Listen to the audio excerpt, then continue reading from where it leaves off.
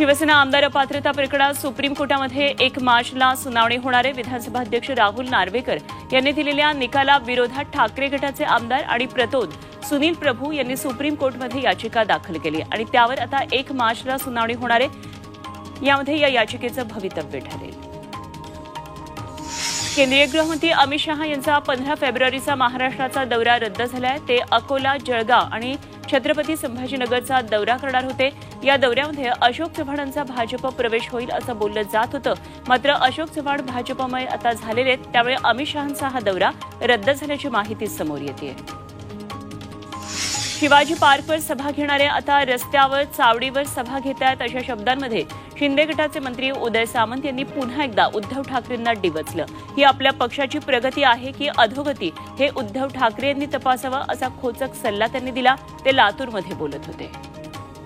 अमृत नोनी ortho plus, ये एक प्रूवन फॉर्मूला। इसमें मौजूद नोनी फल के गुण और आयुर्वेदिक जड़ी बूटियां शरीर को जरूरी पोषक तत्व देने के साथ साथ हड्डियों और जोड़ों के घिसने, उनमें होने वाले सूजन और दर्द को रोकने में मदद करता है। दर्द मुक्त जीवन के लिए अमृत नोनी आर्थो प्लस।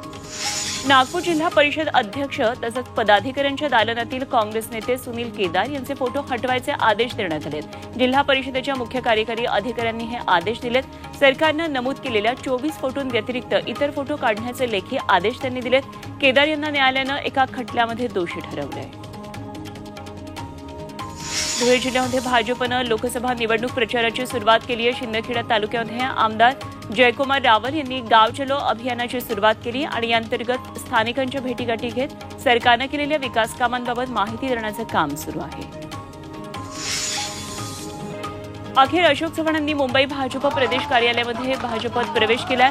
उपमुख्यमंत्री देवेंद्र फडणवीस आणि प्रदेशाध्यक्ष चंद्रशेखर बावनकुळे यांच्या उपस्थितीमध्ये त्यांनी भाजपचा झेंडा हाती घेतला। शुल्क भरून त्यांनी भाजपचं सदस्यत्व स्वीकारलं, तर आयुष्याची ही नवी सुरुवात करतोय असंही अशोक चव्हाण म्हणाले।